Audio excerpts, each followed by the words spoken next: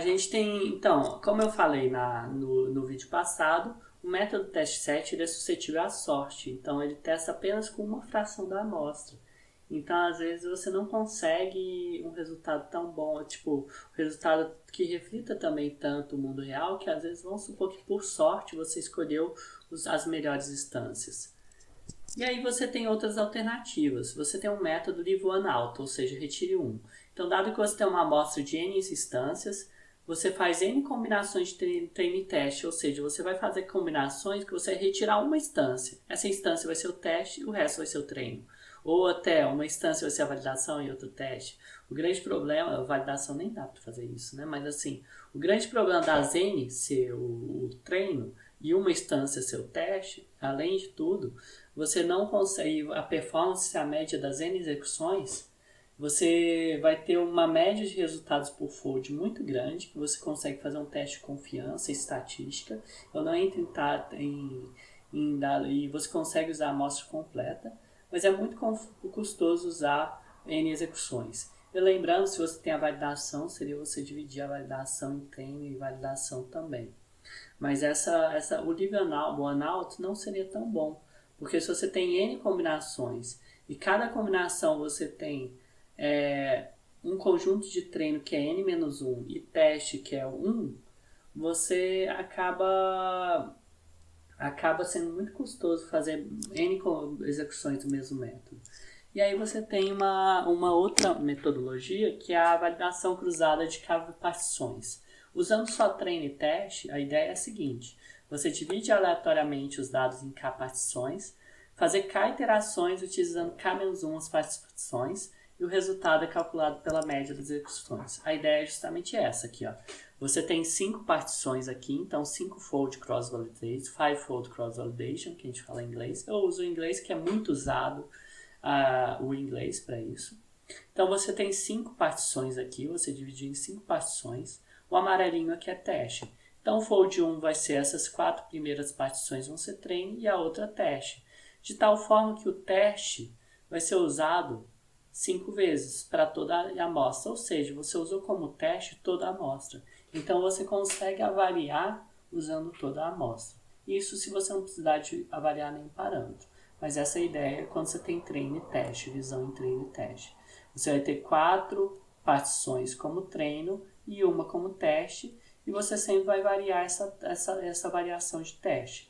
E depois você calcula a média do resultado. Se você escolheu a acurácia, a média da acurácia. Se você usou o micro F1, a média do micro F1 vai ser o resultado do seu 5-fold cross-validation. E aí você pode também ter a validação. A validação você coloca entre o conjunto, você vai ter um conjunto de validação, mesma coisa do outro. Você vai usar só o fold 1. O fold 1 você tem esse treino, descobre qual que é o melhor parâmetro, criando vários modelos, cada um com um parâmetro com uma variação diferente, vê o melhor resultado para validação, cria um modelo com o melhor resultado e aplica no teste. Cada fold é feito independentemente. Então esse fold foi feito independente, criei o melhor modelo na validação, descobri o melhor modelo com a validação, fazendo várias execuções, né? Porque aí eu vou ter que executar esse fold, esse treino, eu vou ter que executar com vários modelos para descobrir qual que é o melhor na validação.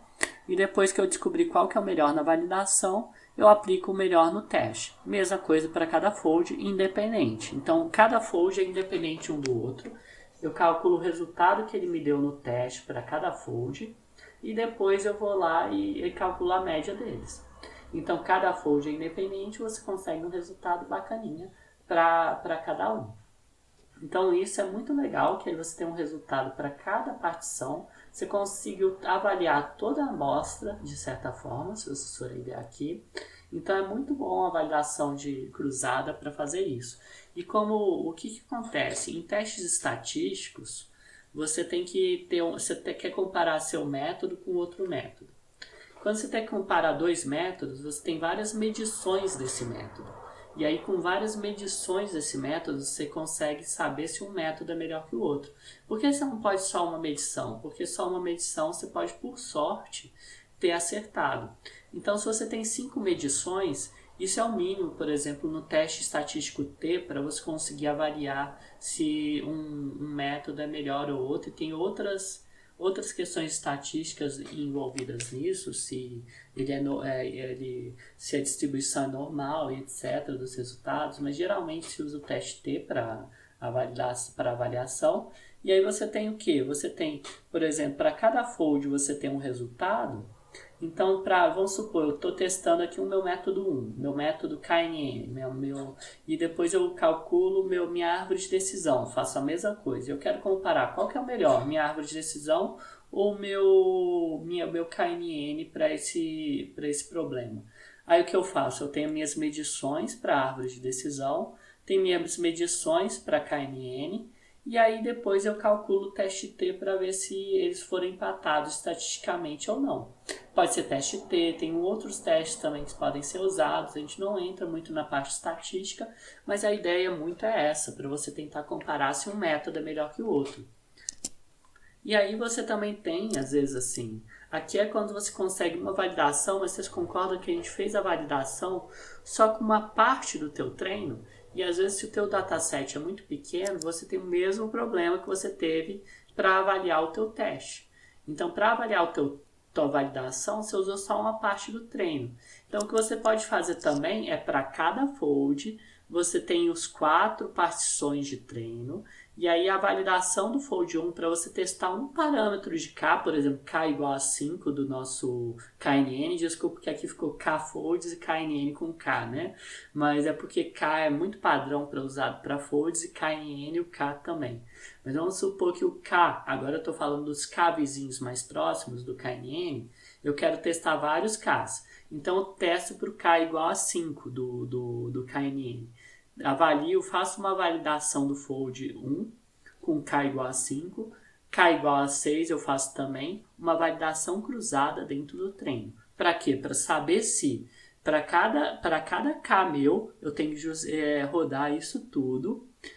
Para cada K do KNN, por exemplo, para cada K que eu quero testar, eu rodo tudo isso, todas as execuções e tiro a média da execução para cada K e comparo cada K, qual K foi o melhor. E aí eu consigo, pela média, ver qual que é o melhor K do KNN.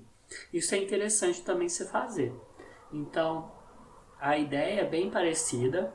É um pouco confuso, mas a ideia é justamente essa. Você faz uma validação cruzada do treino para cada variação de parâmetro que você quer testar e você vê qual que é o melhor parâmetro. O bom é que aí você usa o treino todo para descobrir qual que é o melhor parâmetro. Qual que é a melhor forma de usar? Isso depende do tamanho do teu treino. Então, se o teu treino for muito grande, às vezes você usar só isso aqui é melhor. Porque se você for usar isso aqui, a quantidade de modelos que você tem que criar é muito grande. A criação de modelo é a coisa mais pesada que tem no método de aprendizagem de máquina. Então, da maioria, né? E aí, se você quiser, aqui, para cada fold, você constrói um modelo por variação de parâmetros. Então, por exemplo, meu K igual a 1, você constrói um parâmetro para o K do KNN. Para o K igual a 2 do KNN, você constrói outro modelo. Então, para cada parâmetro, para cada variação de modelo, um parâmetro. Aqui, e além de tudo, isso daí você faz por fold. Então, por exemplo, se você tem 5 variações de parâmetros, é 5 vezes 5, 25 variações de modelo aqui. Aqui você tem que fazer, para cada fold, você tem que fazer 4 variações de parâmetros. Isso para 5 folds de cross-validation. Então, se o meu K igual, se eu estou querendo testar o K igual a 5 do KNN, K igual a 10 do KNN, K igual a 20. Você vai ter que fazer 5 vezes 4 modelos vezes 5 folds. Que aí você vai ter que saber, então você vai ter que fazer muito mais, criar muito mais modelos para isso. Então aqui você vai fazer, você tem o treino, lembrando que por fold é individual. Mesma coisa aqui também. Aqui também é individual. Você criou o parâmetro para esse fold. Então você varia, descobre o melhor parâmetro e testa o melhor parâmetro. Isso é um pouquinho mais complicado, mas também é usado. E o bom disso, de qualquer uma dessas formas, é que para o Fold 2 também você faz a mesma coisa. Mas assim, é interessante porque você está fazendo uma forma automática de variar os parâmetros. E aí você está falando, ó, com essa forma automática de variar os parâmetros, quanto que meu modelo generaliza? As nossas vantagens do nosso modelo do KNN é a seguinte. A grande vantagem é que todos os dados são utilizados na tela, é menos suscetível à sorte e é possível fazer um cálculo do desvio padrão, fazer um teste de confiança, que é o teste estatístico, para verificar, por exemplo, quais métodos são melhores. E melhor ainda você repetir N vezes a validação cruzada de K-partições. Então você pode ainda fazer mais execuções ainda para ver o quão... por que eu quero fazer tanta coisa assim? Quanto mais amostras eu utilizar, ou mais configurações dessa amostra eu utilizar, mais a média do meu resultado vai refletir o resultado da vida real. E quando que eu uso um ou outro? Depende isso da quantidade de dados. Uma metodologia diferente pode ser usada. Se você tem muito dado, às vezes você vai fazer o conjunto de treino, um conjunto só, treino, validação e teste. Muitos métodos de Deep Learning, pessoal, como tem muito dado, quer usar dessa forma. Mas ela não é adequada para comparação entre métodos. Então, se quer comparar métodos, por mais que você tenha muitos dados, às vezes isso daqui não é suficiente para você comparar métodos. E às vezes também, muitas vezes você não consegue nem verificar, não é tão bom, não é tão fácil você verificar se na média você consegue esse resultado e esse resultado reflete o mundo real. Quando é poucos dados ou você quer comparar métodos, uma validação cruzada de K-partições já é o suficiente. Com menos dados ainda, repetir N dados da validação cruzada de K-partições é melhor. O que é pouco, o que é menos dados ainda? Esse negócio de pouco ou menos dados ainda é meio subjetivo. Eu gosto de pensar no seguinte, como a criação do modelo é cara, eu coloco a quantidade, eu tento que quanto mais repetições ou quanto mais partições é melhor. Então o que eu faço? Eu coloco a quantidade de dados, quantidade de partições ou quantidade de repetições o suficiente para eu conseguir ter, para que a quantidade de tempo que eu tenho que gastar com isso seja o suficiente para eu fazer a avaliação. Então, eu tenho a minha métrica de quanto tempo eu quero gastar avaliando o meu modelo. Então, dependendo, e aí eu uso isso para ver, para mim, quanto mais, melhor. Então, geralmente, não é para mim não, mas isso é normal. Quanto mais repetições, quanto mais partições, melhor. Então você faz o quanto é possível. Então, quanto é possível para a sua necessidade.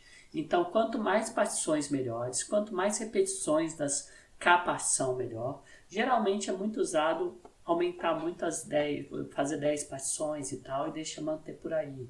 10 é um número geralmente usuável, e tem pesquisas que falam que 10 partições é algo interessante. Então, se você consegue usar o teu modelo e rodar 10 vezes, seria interessante. Isso também é um critério a ser usado quando você está fazendo uma validação cruzada dentro de um treino, né? Igual eu falei para vocês antes.